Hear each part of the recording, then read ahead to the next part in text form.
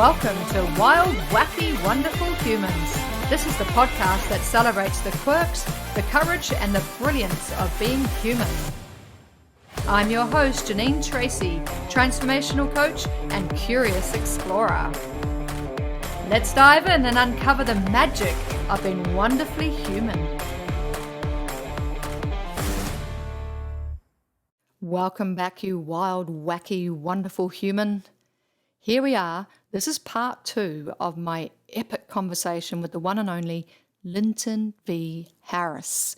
He is a creative force who's built scare attractions, immersive theatrical experiences, and story-driven adventures all over the world.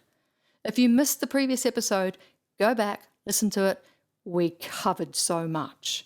From a 15-year-old DJ with an incredibly wild imagination to selling out Madison Square Gardens, named Madison Scare Gardens, love it, and building live shows for Six Flags, Dreamworld, Sunway Lagoon, and many others.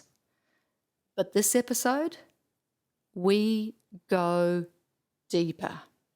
We talk about rejection. We talk about resilience. We talk about what it really takes to keep creating when millions of dollars and years of work fall away. Lynton shares what he does in the face of disappointment and how to stay grounded in your creativity when everything around you is shifting. Oh, this is so welcome.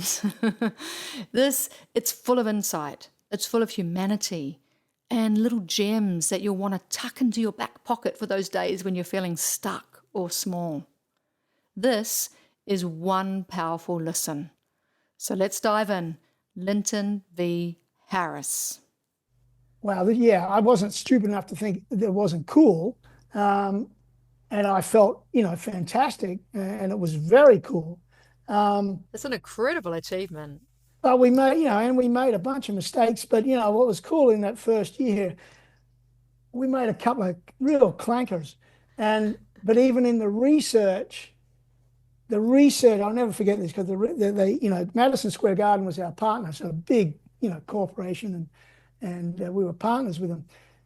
And they did research after the first year because we made some, mistakes. We got all things right, but we made some killer mistakes. And the research came back and said, "This is such a cool idea. We're going to forgive you. Just don't make the same mistake next year." So that was the audience. That was the audience saying that. That's so brilliant, isn't it? So feeding into your cool, entertaining mantra. That's cool, right. Entertaining, scary. Yeah. Yeah, so the basic premise was cool. We made mistakes in the execution, but it wasn't a death sentence, So, I pretty much, I think, as you probably observed when you were researching this, I've been able to turn in every, story later in life. I think I can point the string back to something earlier in life, of thinking, ways of doing things. I fail on certain things that I haven't been interested in, and that aren't my strong suit. So like anyone else, I got a litany. One could say girlfriends, right? Or one could see the way I look and say, well, I've been successful at girlfriends. I've had a lot of them. Yeah, exactly. Yeah. Tick, tick, tick. Right? So, one way to look at it and say, well, you know when to release what's not working for you. Let's just say that. Or they do, one of the two. They do. So, let's be honest. So, yeah, I think all of it, the adoption, adoption made me, I used to say, I remember because I'm a writer, so, you would always think that I was saying, like, my work was a postcard to my parents, that I was saying thank you for, because when I was 20, I found out my, adopted path, and my siblings, my biological siblings, had a rough time, and I at least had this chance, by these people adopting me. Wow. I was given a chance, and middle class, just not low class, just middle class to Australia, regular suburban life, mum and dad. We had the worst car at the best school. They put all their money into us going to private school in high school, but we had the shittiest car. Yeah. you know, It was because all they about the weren't rich. They, kids. Yeah. yeah. Oh, I've got And goosebumps, Linton. The yeah, I postcard mean, to your parents. I just yeah, love that's the way I saw it. that's the kind of the your repertoire, the work that you've done is a response to the Well, and love and the that, and then, kindness that they gave you. as I was saying before, Janine, my dad was an engineer. So later on in life, when I was still living in Sydney before I went to New York, um,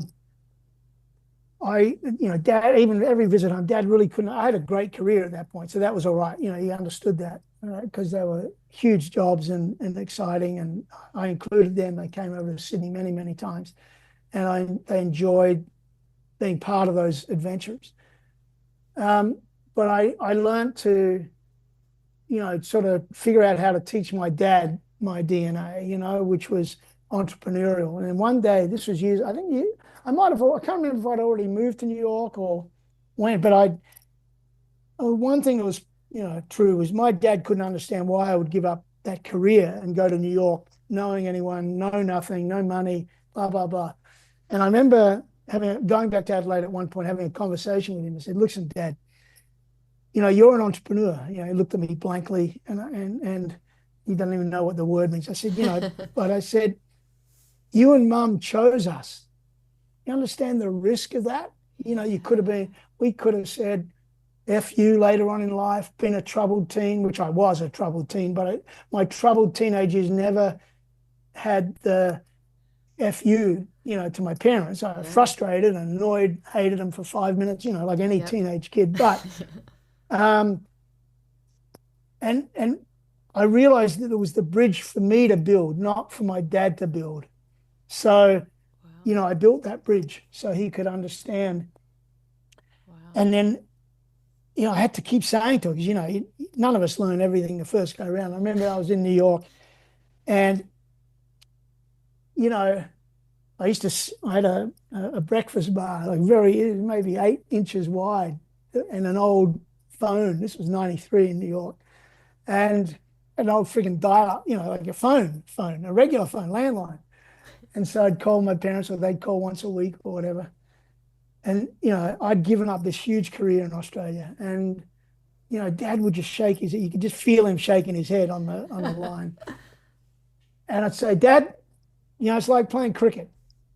They can keep bowling at me. I might hit only single runs, but every now and then I might hit a six. Every now and then I might get out, but I'll get another innings. Oh, And wow. He you totally would have just, got that if he was into sports. well, and even though he wasn't in speaker, you could understand it, just Yeah. go, simplify it or create metaphors that aren't, Speaking his language. yeah, well, just that you can understand because our DNA is all very personal to all of us. I can't understand my dad's world, right?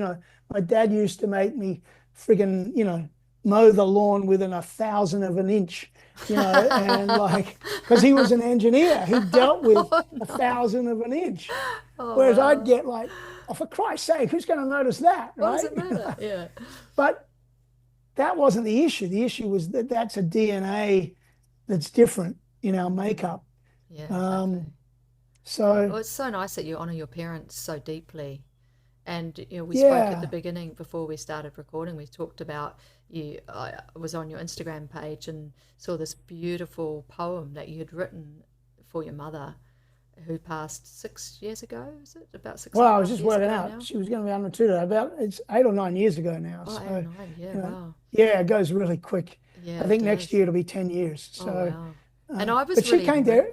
Sorry, you go. Yeah. You go. No, go Sh- ahead. She Sorry. came to. She came to a lot of things over the years until she couldn't travel anymore, Oh, that's awesome. and she came to Madison Square Garden every year and came Oh, to New York wow. about 13 times. Well, yeah, I used to, anyone in acting would know what craft services is, which is the meal cabinet, where you got the meals for the actors. And I know one year I was very keen on the one of the actresses and Mum was helping in serving food. I said, listen, make sure you check this one and make sure she's polite, make sure she's all these things, And anyway, it's kind of funny. So, That's um, great. Oh, but that's awesome. Mum, she had great time, and you know, by doing that, I had these great opportunities with. I remember one year, I think it might have been the first year when when she saw us building the show, the first in Madison Square Garden. It was about 40,000 square feet, so it was huge. And in New York, unions are really huge. So it's a crazy situation whereby, for instance, you might need, if you were doing a budget, you might need one person to do a job. And the union tells you you've got to have three or four, and not if or so. It's a fact. And that changes your business plan, which is ultimately what happened with our show. After 4 years, we couldn't solve that problem. But it gave Mum and I a great interaction in that first year. She was watching all the forklifts and shit, and Eddie doing his thing with his crew, and all these union guys running around. There was this huge fat guy walking around. We're going as slow as molasses. And it was a big guy. He'd been with the union crew for many, many years, which is why he could get away with what he was not doing. And Mum said to me one day, she said, "What does that guy do?" I said, "He's one of the 4 electricians that we don't need." And I explained to Mum the whole union thing. And then one day I said, "Look at all those tools that Eddie owns and we own and I own." I said, "Dad would be proud of that, all that stuff that we own and we're building." I said, "I can't do a thing of it. I don't know how to use any of those tools, and Eddie won't let me near them. But at least my dad would be proud that we have all these tools." He's an engineer. So, it all comes back to who you are. Yeah. And, I'm a storyteller. And so would you mind sharing that beautiful poem with us, Linton? That, when Sure. I read that, I just got goosebumps. And then when I spoke to you about it, you said that you have been sharing this story now because of that. And yeah, I really appreciate you sharing that with us. Well, as anyone that would know, Janine, that's lost a parent and they're grieving about it, well, I think everyone grieves the loss of their parents. If you grieve and you've been mistreated, then you'll grieve a different way than I'll grieve where I've been treated, fantastically and given an opportunity in life. So I think our journey with our parents is so wrought with emotion and anxiety and guilt and shame and love and all that. Whatever you get, I can't speak to, but other than the fact that, someone that says they didn't grieve the loss of their parents, if they were mistreated, they'd be grieving more so than how they were treated. So, it has a much complicated history. For me, it was a love letter in that because I was adopted, my mum was older than most of my friends' mums. So my parents were, at least a generation or two older than my friends' parents. Wow. Right? Because in Australia back then, my dad, the cutoff age, I think, adoption was 40. And so my birthday's on New Year's Day, and my dad's birthday was on January the 13th. And so I think they'd already picked me out of on the names or the kids that were due. I'd have to check with myself. I think that's how it went down. I was already pre-assigned. And they had to adopt before my dad hit 40. Right. So they already had adopted the girl that is my now sister, not biological, but she was adopted also from different people. Yeah. Anyway, so that, informs sort of, who you were. And so my parents were a lot older. And then later in life, my dad died when he was 73, so he never got to see my show in New York. So never, and Mum was only a year or two older than him. And then she then had a goal to live to see her kids do stuff still. And then when my sister had a daughter, her goal was to live long enough to see her at around 10. She figured in her mind that if the kid's 10, she'll be able to have a relationship with her that was memorable, for both of them. And that was her goal. So even at, whatever she was, 80 something, she put that goal in front of her. That's amazing. And then she lived till she was 93. Wow. And which was awesome. So even in her passing, I never felt ripped off. I had the grief that you would get from that, but I never felt ripped off. How could you? Your mum lived to 93, and you go, and one of the best photos I've had of both of us together is when she was 93. Oh, wow. Yeah, out of all life's journey, the photo I treasure the most that's on my phone is one that my sister convinced me that we should get, where she was in hospital, pretty much towards the end. And my sister had this great idea of getting her hair and makeup done Oh, wow. and taking these photos, in hospital. And I have the most beautiful photo, and I have it on my phone because out of all of life, that was the best one I have of us together that I love the most. Beautiful. Yeah. But Mum saw all these journeys. So yes, the poem I wrote was in response to having to write the eulogy, again, and the blessing of creativity. I came up with this idea, the germ of an idea that wasn't going to be a norm.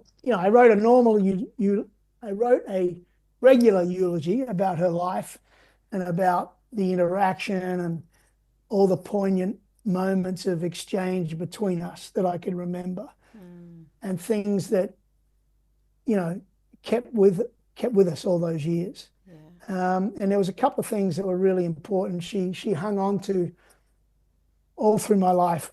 My favorite book of all time, which was Jonathan Livingston Seagull, and it was a big book in the 1970s that I discovered.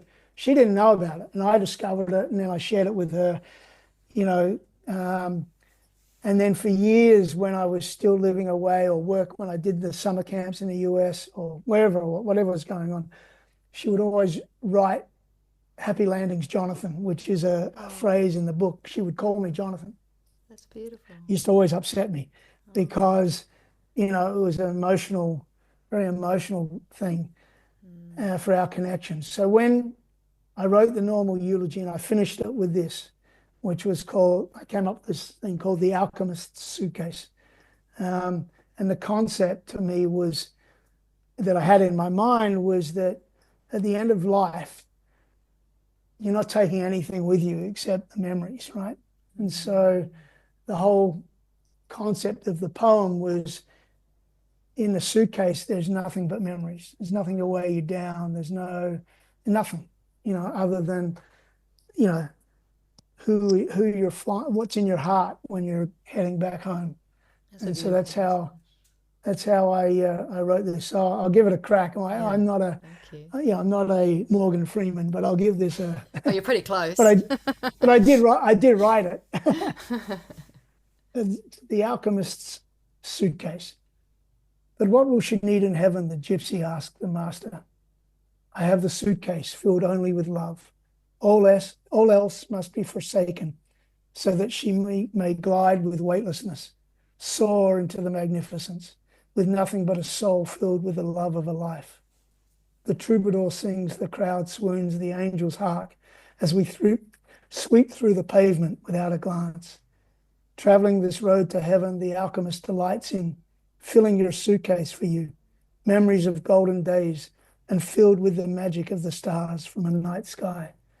Heavy hearts filled with the lightness of love as you fly into that majesty of the ethereal grandeur. This wondrous tarriance shall be alive with love, the final sojourn, the rest of peace. Forever my lighthouse, may you look back and smile for me as you glide into the stars of heaven and see my radiant heart. Nothing left unsaid, the plenary journey, your suitcase now full, for it was and only and always about love. Wow. Wow, that's absolutely beautiful. Thank you so much. So I think, So that has inspired a couple of things since then. Oh. On the Christmas after my mum died, I was in Mexico, and I went to the ancient pyramids at Teotihuacan, which I'd been to before, and I decided to go back. This was, before COVID. And I went back there, and at that time you were able to climb the pyramids, the Pyramid of the Sun and the Pyramid of the Moon. The Pyramid of the Sun is the bigger one. And this ancient city in Mexico City, Teotihuacan, is the most important city in Mesoamerica, and it was an advanced society, more inclined to what you would think about reading about Egypt, that a lot of people don't understand about Mexico being an ancient culture. And anyway, I went back on Christmas Day and I walked up to the top of the pyramid so I could be closer to Mum. And Wow. and you know, then out of that, I decided to expand on it and write a book, which I still haven't finished. But I, Oh. I but I figured what I have solved already. I've written the beginning, middle, and end, so I know the physical structure of it already, and I've written that. I've just got to finish writing the in-betweens. Oh, I'm so excited to read this. What's Yeah, the and it theme? was what's that? What's the theme? What's Well, it's the Alchemist suitcase, but ah, told in a way of teaching life lessons, ancient wow. life lessons in the shadow of Teotihuacan. Um, Wow. so That's cool. um, yeah, it's pretty deep. It's I can't pretty, wait. um, but it's giving life to that beautiful thing from that was created out of love, my mum. Mm. And I was telling you the story off air about now I found these little suitcases at Pandora, and I've sent you know hard copy of the poem along with a suitcase to certain friends who have lost a parent, um, loved one. Just most recently, I gave one to some friends in the US in Los Angeles who lost their daughter through a rare disease, and she was only 24. Broke my heart. Their grief broke my heart. I'd never Mm. seen a level of grieving in people, and I guess it goes to show. I mean, it was a illustration of that profound loss of parents losing their children. Um, Oh, I can't it, imagine. it's not the right way around. And then so it's got this afterlife, if you will, Yeah. It's that's beautiful. that's Such a built gift. upon something special. Yeah, yeah. And the Yeah, gift that will and keep on giving as well, you know? So it yeah, sounds like it's well, gaining its own momentum. I got to, well, now that I'm stuck in, as you know, I've just had ankle surgery, so I'm stuck at the computer for 2 months.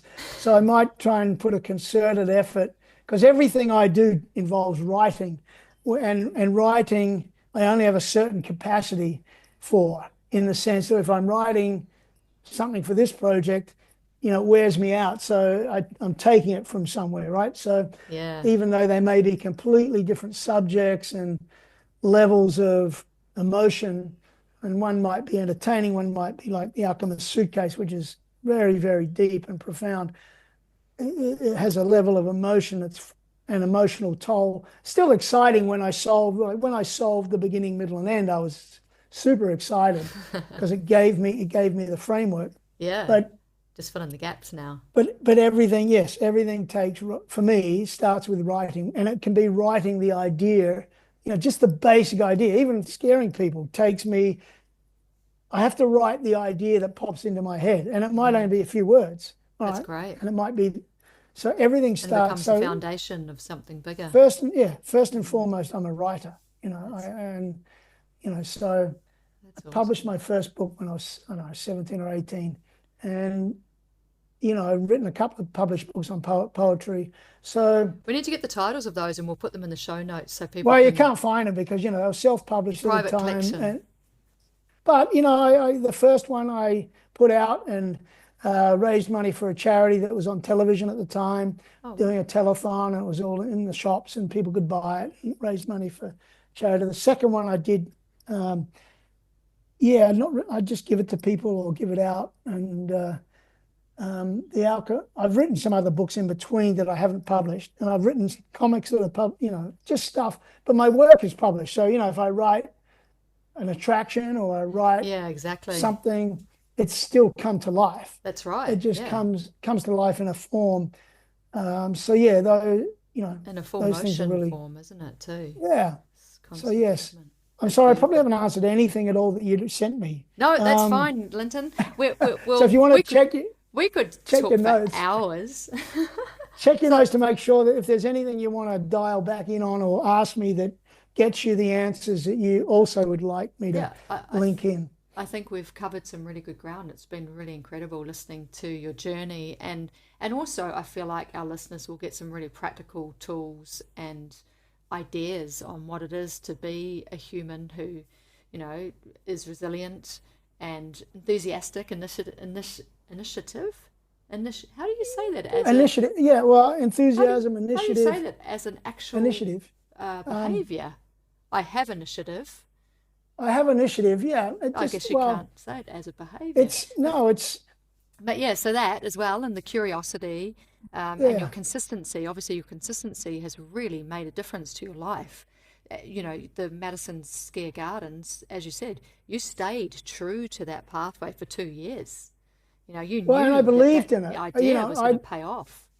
Yeah. And so for every rejection, you know, which I got, or someone that didn't say yes or put up the money or whatever, I never I never thought it was a reflection of the idea. And I made some really good friends along on the way who I'd pitched to, who then came to opening night at Madison Nice. Square Garden. That's awesome. Um, because they were proud, just people that had been part of that journey or met me or whatever.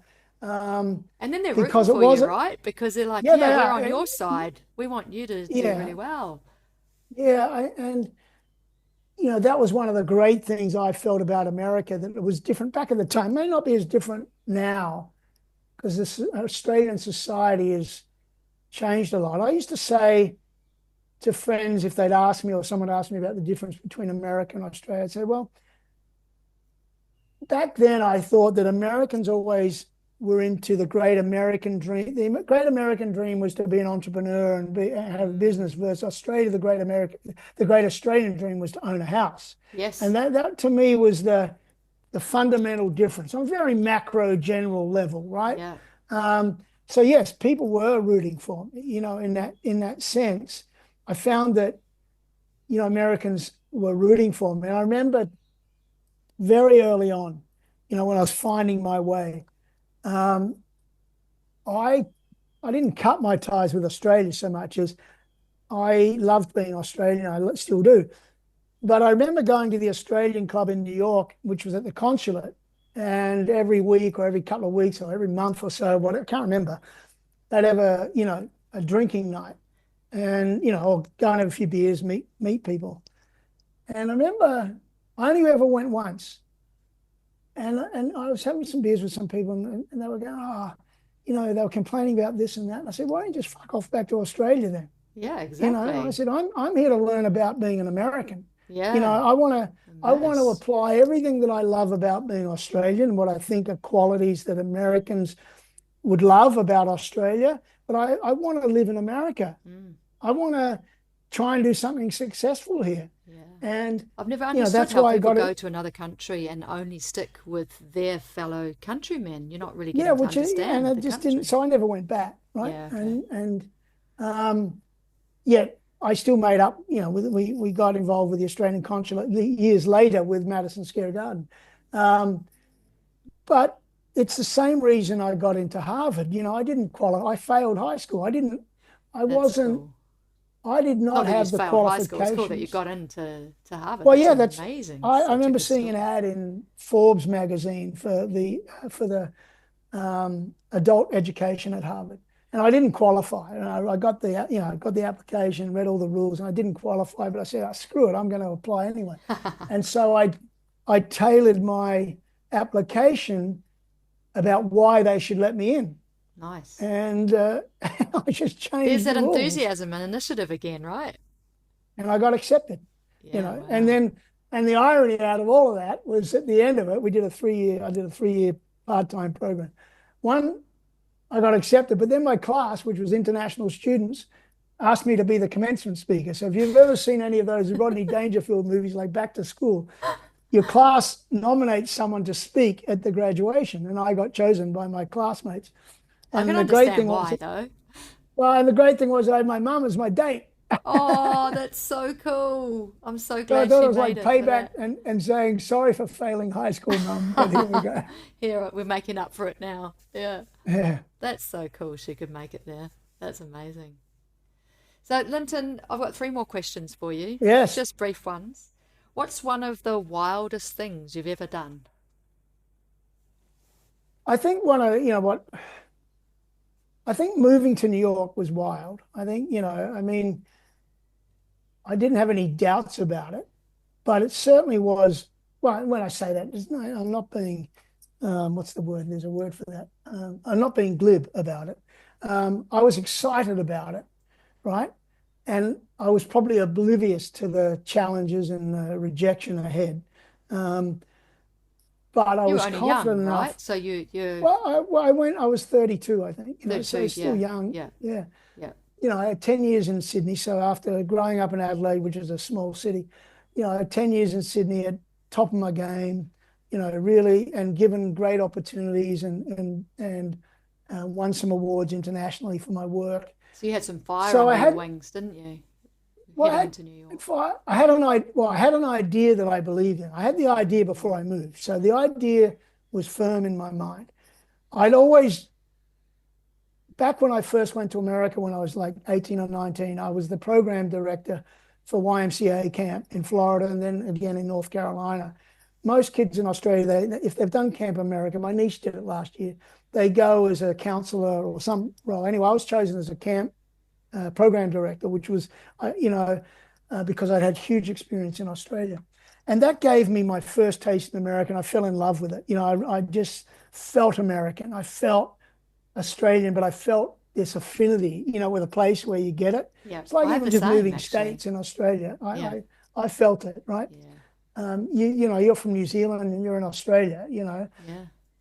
So I felt that. And so I had the idea. So if I look back and say, yeah, it was a wild idea to say, all right, I can go to New York um, and have a crack. That's pretty And have a wild. crack at the highest level, not Yeah, go down to the yeah. surf club No, or whatever. I'm going All right, straight to Madison Square Gardens. let's just go straight to the top and see what happens. That's And awesome. Nice. What about your so, wackiest, one of the wackiest things you've done? well, one of the wackiest ideas turned out to be very sad on one level. Not for me, but I had this idea. Can't remember what year. You'd have to look up what year Princess Diana died. But anyway, they were advertising I think it was 90, it was 97. 97. Yeah, I 97, think it was I had a 97. baby. Yeah. Oh, okay, well, I think it was Yeah. the second year of Madison Square Garden, which was, you're coming up with new ideas, blah, blah, blah. And anyway, I saw this, there was a big ad or story, in the New York Times or Journal, whatever, about Princess Diana auctioning off all her dresses, for charity. And it was being held in New York. And it was about 100 dresses, I think, if I remember correctly.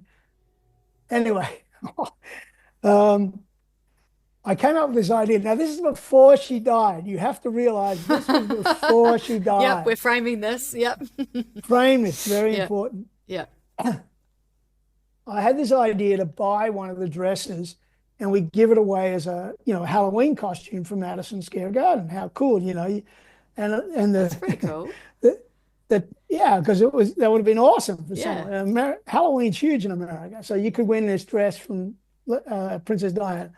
Anyway, the tagline though that I wrote before she died was "Win a Halloween costume to die for." Oh, did you have some insight? Did you have Eh, future messaging drop in? Anyway, and then later Wow. on that year, of course, I get a Wow. phone call like 3 a.m. or 4 a.m. one night. My friend who was in New Jersey called me and said, "Lynn, turn on the news, turn on the Oh. news." And she just had this accident. And Wow. then I had it in my apartment in New York where we worked from. And it was in a beautiful box from Christie's auction. And then Wow. because of that, of course, it stayed there for the next umpteen years, right? Wow. And then Mum came over one year, and first thing she wanted to see before even hugging me was, "Can I see the?" And but to tell you a couple of quick What funny happened? What stories, happened with it then? The dress. Where well, is a it? couple of great stories Yeah. that happened because it was in the news in Australia that I bought one, blah blah blah. And then on a trip back to Australia, I met this girl, and in Sydney. Anyway, and we had sparks fly, so we started going out a little bit, even though I was living in New York. And then I was coming back down, and I had the dress. I'd already bought the dress, so I got my mate to call the restaurant that I'd booked down on Circular Quay, tell them that, the guy who just bought Princess Diana's dress is coming out on a date. Can he get a good table? So they, of course, thought that I was bringing the dress down, my girl would be. Oh, that's so funny.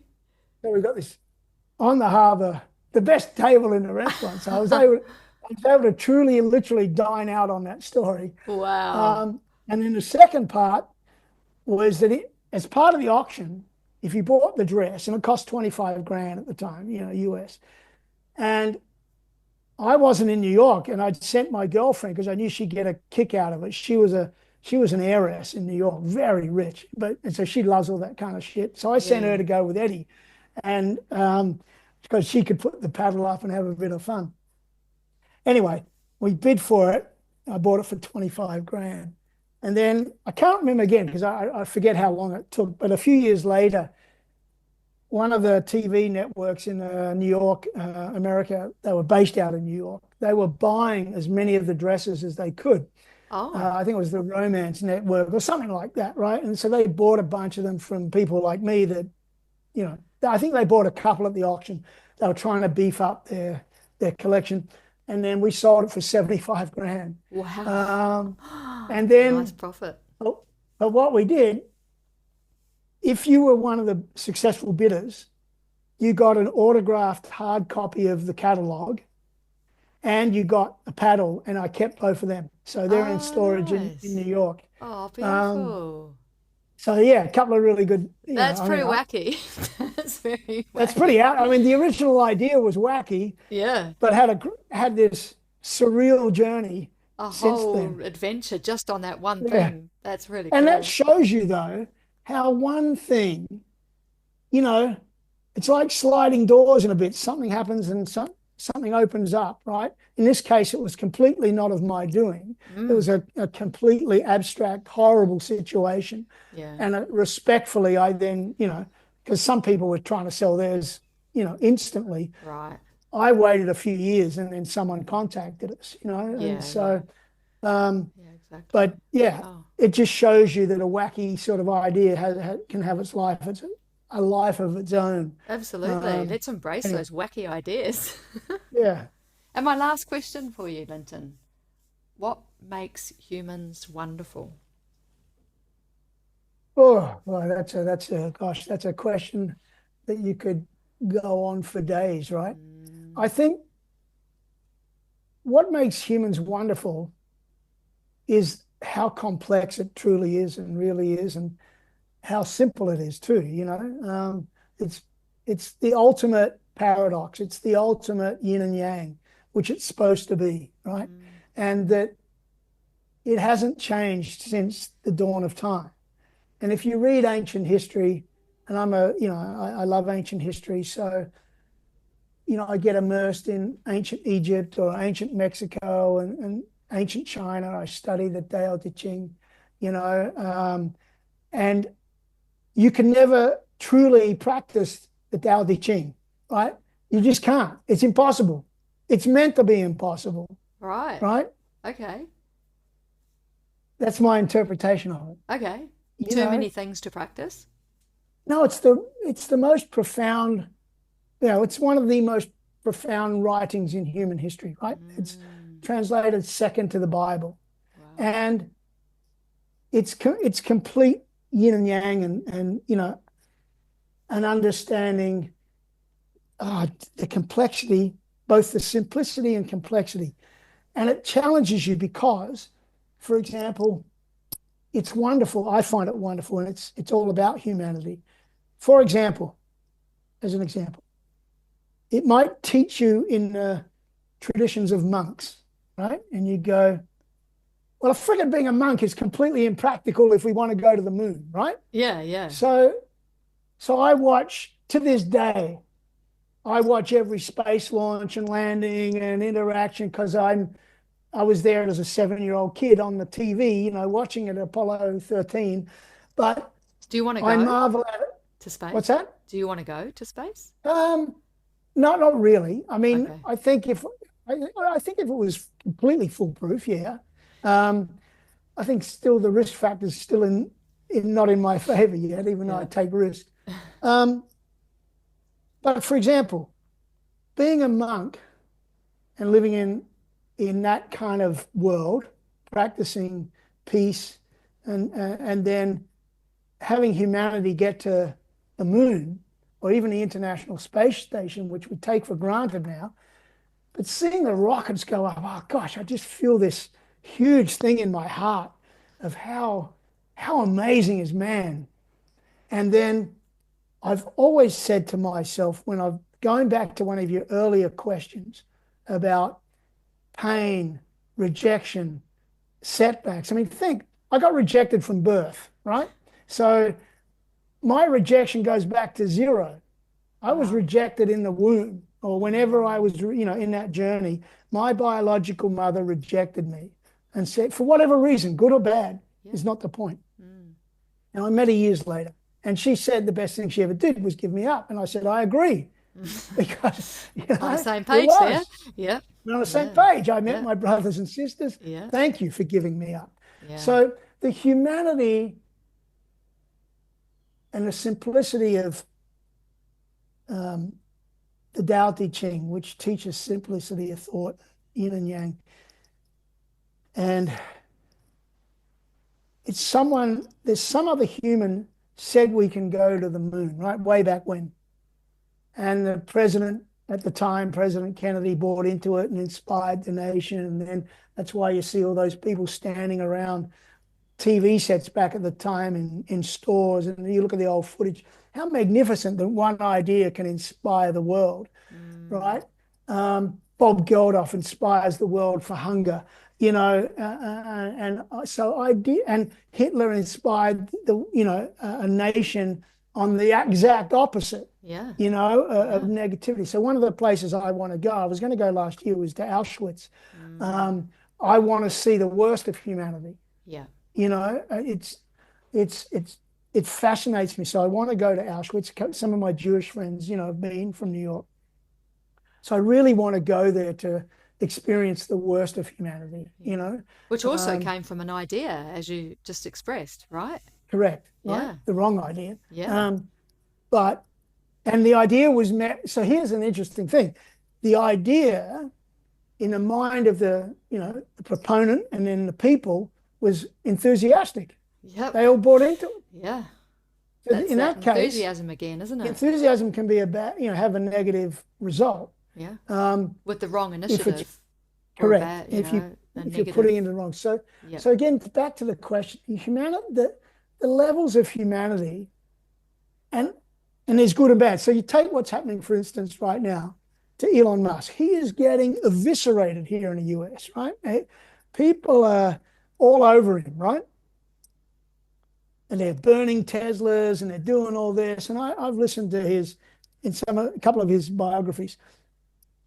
But you can't help but, if you take away what you don't like, you can't help but admire the audacity of the guy to put his money where his mouth is and get us into space again, in Yeah, a his practical way. commitment. Yeah. Yeah, and build cars that were better for the future. He's not the only one. Yeah. But, before Trump got in power, he was he still is, I think, the most wealthiest guy on earth. So that means he didn't get there because he's a dickhead. He got there because he was smart and he had good ideas. So no matter now your politics or whatever, and I'm not laying any opinion on it, politics, I'm just saying it's a good illustration of yin and yang, Yeah. right? And so there's a bunch of people that, hate Donald Trump, our president. But enough people loved him and voted him in. Exactly. Right? Yeah. So, this is the, dilemma of humanity too, that the yin and yang, the depth of humanity, it gives rise to, and I think it's got checks and balances, it's almost like there's an unwritten, universal law of checks and balances. Australia and England used to call it tall poppy syndrome or whatever. That's an idea of like a check and a balance. You get too big for your boots, we're going to knock you over. Yeah. It used to scare me in Australia going back when I first started going back to tell anyone if we did anything cool, right? It's a real thing. then It really exists. Yeah, and just Yeah. go, well, you know what? So then I made sure I'd always talk about the crap that happened that was really shitty, right? But that's one of the well, things you I want to, love about Americans. You mentioned what you love about America. I love about Americans that they celebrate success. correct. That's something that's really, a positive aspect of American Yeah, society. it's not a there's not a jealousy about it, even though No. now, and even I don't think people are jealous of Musk because they're acting out because of a political view, Yes. Yeah, for sure. and put him in this situation. Well, and And the government, consequences of actions as well, correct. right? Yeah. So by default, and he is a bit of a dick according to most people, but that shouldn't take away from what he's been good at. And it was interesting because even going back to Hearst, who was in I guess the late 1800s, you can almost put the same sort of, you have any of these dilettantes that go out and do something great are also a lightning rod for people to get pissed off or jealous or whatever else, or an opposing view, which is right, which is correct. The view's not right. The fact that you have an opposing view is right. Yeah. So, And they can you're exist side not by side, these opposing views, correct. right? Yeah, Yeah. someone asked me about my politics in the US, recently, and Eddie and I were in a discussion here, and I don't comment on it. I say, I'm an immigrant. I'm an immigrant to America, so I'll tell you my politics. When I see the Statue of Liberty and flying into America, I feel emotional because I'm an immigrant. I'm a modern day immigrant, but because I'm Caucasian and I speak a close language, people don't really put me in that box, Yeah. right? Exactly. And it's a Yeah. box. Yeah. They don't view me as an immigrant. No. One, because I come from Australia. Australia's cool. I'm white Yeah. and I speak similar. Yeah. And so those things don't afford me the negative associations Yeah. They create a bit of of a safety immigration. container, don't they? Yeah, not by design, but No. I think I've observed that, right? Mm. Because I am an immigrant. Yeah.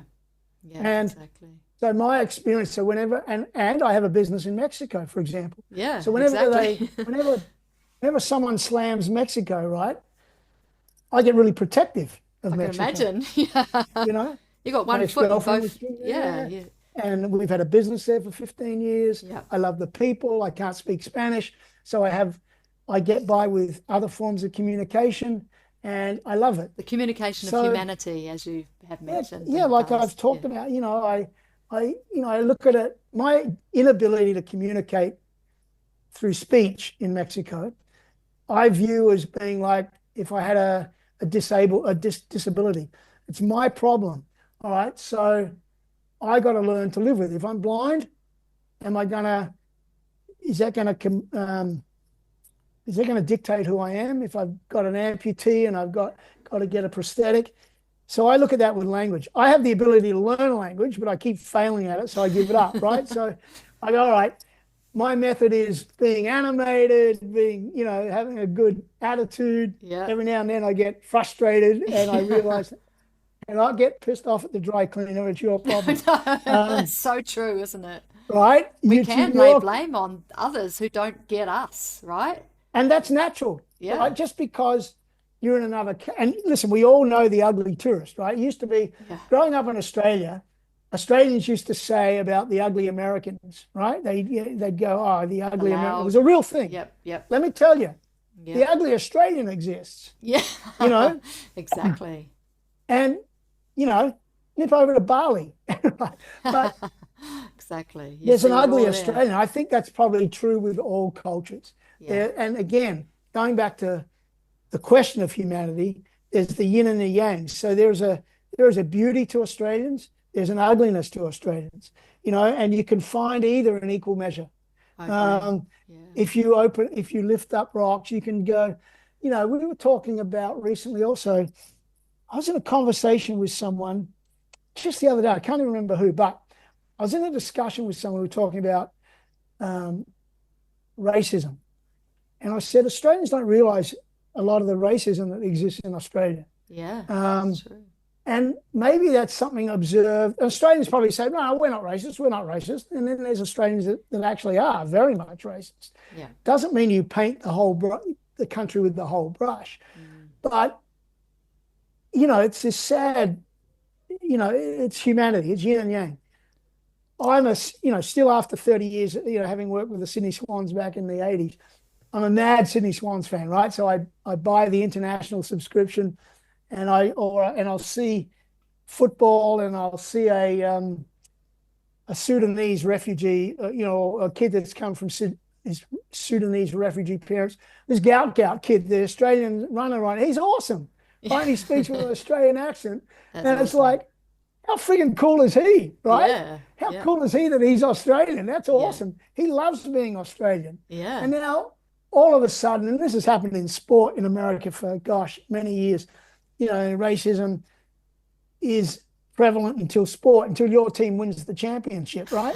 Well, it shouldn't be reflective Wow. of the Yeah. sport, right? Or the Okay, result, right? Sudanese refugees are now cool because I'm not sure if he's Sudan. I think it might be, but his parents come over. He was born in Australia. Yeah. He says "G'day, mate," like the rest of us, Yeah. Yeah. He's a and it hero. cracks me up because I Yeah. just Yeah. love that. That's true.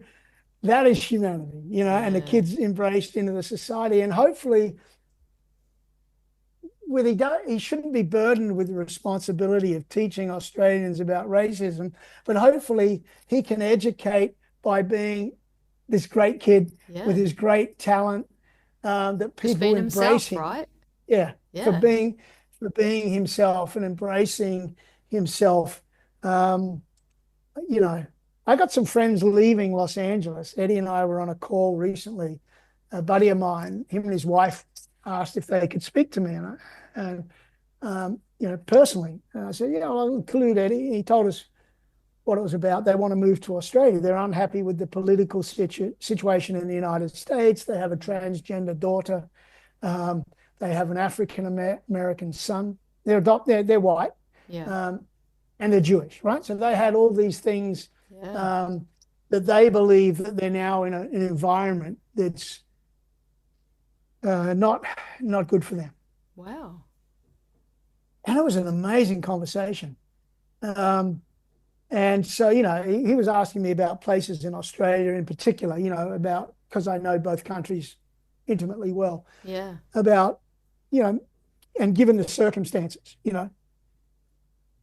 So we talked about things like Sydney being more, accommodating in the LGBTQ, Yep. blah, blah, blah. Melbourne maybe close behind, but Sydney certainly as Absolutely. Yeah. a leader in that, space. Yeah. But, interestingly enough, even going to Australia, I foresee they're going to, even though I didn't say this, they'll run into similar problems. For They'll run into the sure. same problem. Oh, yeah. You know, that Australians wouldn't recognize, maybe don't, not all Australians recognize in themselves. Yeah. Um, For you sure. know, Inadvertently. and hey, we've all been guilty as charged over the years, and your duty as a human to be wonderful, as best as wonderful as you can, is to realize that you're an evolving being, right? Yeah. And that, yes, you may have had this thought at one point, but you can evolve. You can, by choice, you can evolve out of that into a new thought, Exactly. and into a tolerant thought, into a liberating thought. One of my best friends is gay, and we used to always have these. He's my gay information hub, if you will, discussion hub. You know him, and we would always have these great conversations. And the only thing that I'd always wrestled with was gay adoption, right? Because I was adopted. So, Yeah. Right. and I wrestled with, well, my ignorance, Yeah. of thinking, Yeah. well, doesn't parents have to be mum and dad, because I see that as something I got because I could have had a really shitty upbringing if I was just with my biological mum, and I could have been like the rest of the kids. It wasn't so much on the gay thing, but it was in the end. I realized it's saying, okay, well, maybe it doesn't matter. And then Yeah. it Yeah. didn't matter. And this And, is all so education, though, isn't it? It's all, we have our own perspective, we have our filters, and so we see the world very clearly through our own filters, not and realizing that there's actually so much more than what we see. Reality and is not ultimate what yes. we see. It's so much And wider than that. excuse me. Ultimately, the only thing that changes is the subject matter. There's no different than my discussion with our good friend about that, gay adoption, for example. Like, than my conversation with Dad about being an engineer. He was limited by his worldview. Yes. Now, I have all these gay friends, right? So that wasn't the issue. The only trip up for me at that point was sort of adoption. Yeah. And then I realized that was a limiting view, right? Exactly. Yeah. And because it wasn't, my best friends are gay. Yeah. And I was like, I'm going, so what is the problem? And you know, we would talk about Isn't it. it interesting when you And break down those thoughts though, when you actually crumble the conditioning and you crumble the beliefs around something, it's so freeing, isn't it? It's like, well, whoa, okay, this is cool. the other thing to realize, because me and the same person have had big discussions about LGBTQT and where sometimes they actually lose sight of what they're trying to do for the sake of we need to own this space. Yeah. And they're actually doing the same thing they're fighting against. They're being intolerant, and yet they're fighting intolerance. Yes. Right? Yeah. And we've had these discussions because that fascinates me about humanity. That fascinates me too. Yeah. Right? Because you're by saying we must have this, we must have this, we must have this, you're actually being intolerant of what is. And the thing I learned about myself is I wasn't wrong. I was born in a time, and I'm getting, and any, you know, the great books on philosophy, sociology, or you're guided by your parents, your postcode, your parents' information, their postcode, their information. All these things trickle down to you. And school, environment, and part of it's your DNA and willingness to learn. If you're closed off, then you don't learn, right? Or you don't become intolerant. And so my parents weren't wrong. They're dealing with information and environments that they were exposed to. The environments that I were, you know, the humanity is not different. It's just the subject, you know, or the obstacle, the challenge, the subject matter. So whether it be a humanity-based issue, which, you know, can be civil rights, human rights, you know, gay marriage, LGBTQT marriage, you know, all those sort of things. And then when you realize, you know, let's say, and again, marriage was a subject that I didn't understand for a long time. Not that I'm a proponent of it, but I go, well, I only had a particular view of marriage too. Yeah. And but yet I was completely on board with, you know, gay marriage and even civil unions before that, because that was only what we were told. Yeah. You know, and it's the environment. It's the environment that we're exposed to at the time, right? The beliefs, the truths. Correct. And where you're getting that information from. Exactly. Many years ago, I was still living in Sydney. I was on a trip home from Adelaide. I still remember it was Christmas Day. And for some reason, I was, even way back then, I was right into the Tao Te Ching, and all the ancient Chinese philosophy. Anyway, I having some sort of argument with my parents, and they were questioning why I was into it and blah, blah, blah. And I said, well, and I remember saying to my mum, so well, there's a billion Chinese. Maybe they're right and we're wrong, right? That's a great response. Right? Yeah. You know, we got this, well, whatever it was back then. There's 10 million Australians. There's a billion Chinese. Yeah. Maybe we need to take notice. Yeah. But we can be very insular. We can be very siloed in our worldview, right? And I think we are. I think that's part of being human too, by the way. I think it's making sense of the world. Well, yeah, and I think we probably remain siloed. I think this is true even to this day. I can honestly say I'm soloed in certain things, but I'm aware, and my biggest goal is to be aware of them so that I can be listening to a book about, all right, so I say, shit, am I winning in relationships or losing in them? You know, am I always the bad boyfriend or are they always the bad girlfriend? Or it's probably a mixture of both. Well, if I thought it was always me, if I thought it was always them, I would never listen to a book on human development in relationships, right? And out of those 700 books, I've got probably 100, 150 in figuring out what I'm doing wrong or how I'm reacting to certain situations, right? Yeah, wow. So I think you're only, your growth is stunted. And my belief is that we're all stunted Yep. as well. As Mm. By our maps if of we're the world, right? By what we correct, truly if we see. Yeah. even if you're progressive, and even if you call yourself an evolved individual, Yep. and this and that, that doesn't mean you don't have yin and yang anymore. You still have it. You just got to peel away other layers of the onion to Mm. find out what else. Because it's not like you get to wake up one day and say, "Great, I'm a perfect human. I'm That's never wonderful." going to happen. Bullshit. And if you say that, you are furthest from being a Yeah, human, for because sure. you've cut off learning. Yeah. You say you're perfect. Well, You're not it's like evolving anymore. one of the things I wrote in the Alchemist Suitcase about trying to interpret wisdom was, if you think you're wise, how can you become so? That's so true, hey? I love that. Right? If you think you're already wise, how can you become so? Wow. That's awesome. I rest my personal case. I think that's a beautiful note to end on, actually. Yeah, that really hits home because we do, the seekers especially, right? 'Cause it's constantly seeking. If you hang up your hat on that. My personal belief is that once you stop seeking, you're done. Well, and you are a Time's tremendous up. seeker ever since I've known you. You had this other side of you that was already what made you shine in our what we were doing wasn't your true calling. Your true calling, I think, as far as I interpreted it, made you awesome in what you were doing for us. Because what you were doing for yourself came across as who you were and what we thought of you as a person.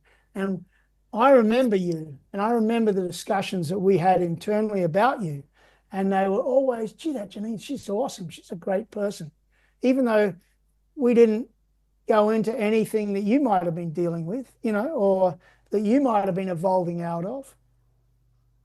But we felt that and that what you took along, what's part of your character, had us say that about you when we knew you. Yeah, and I think it's important to express that character, isn't it? That's Yeah, it that's just the has best we can different do. ways of it has different ways of, showing up, has different ways of manifesting. But it's that old saying, right? Garbage in, garbage out. So I don't think you ever get to 100%. You just don't. That's the mystery of life, that it's far, far, far greater than us. Yeah. And what did you ask me earlier about? Something came up. You said about, going to space. And I always thought, speaking of Keval Hill, would you know that my fascination is with cryonics, because I'm an optimist, not because I'm any religious zealot. I always say to people, I'm going to get cryonic because I'm an Have optimist, you and I have you figure booked a they'll. tank? Not yet, but someone asked me recently, and I said, no, I think I'll go and get frozen. I think I'll do the cryonics because There's one in that's not. Arizona, Scottsville, But yeah, Scottsdale, Alcor, Scottsdale. Yeah, and I'm yeah. not driven by any religiosity or anything. I'm driven by, I think someone will figure it out, right, in Yeah. whatever You form believe that in is. curiosity. That's why, Correct. right? It Someone's could going to be a be curious thousand years enough. time, and my Yeah, tank might have popped, but you know, yeah, um, exactly. I've been doing I cryotherapy lately, and it reminds me of yeah, Keval Hill. cryotherapy is awesome. I've done It's that. I've done that. incredible, isn't it? It's pretty That three amazing. minutes. The Yeah. first time you do that, woo, Oh, I love it. I've um, only just been doing it for the last couple of months, and the first yeah, time I no, was it's like, great. ah, so cool. Actually, It's the a first time I was shocked that I wasn't so shocked. It was the second time that I went, oh wow, that was pretty full on. The first time I wasn't so shocked. I do cold dipping as interesting. well, so Oh, I think I think my maybe the body's first time, acclimatized. maybe you're excited too, so you have adrenaline. True, You that's know, true. Yeah, the yeah, yeah. second The time you know what you're in novelty. for, and it's about song choice, Yeah, so true, isn't it? Yeah, I right? love it. I How tell often you, do you do that?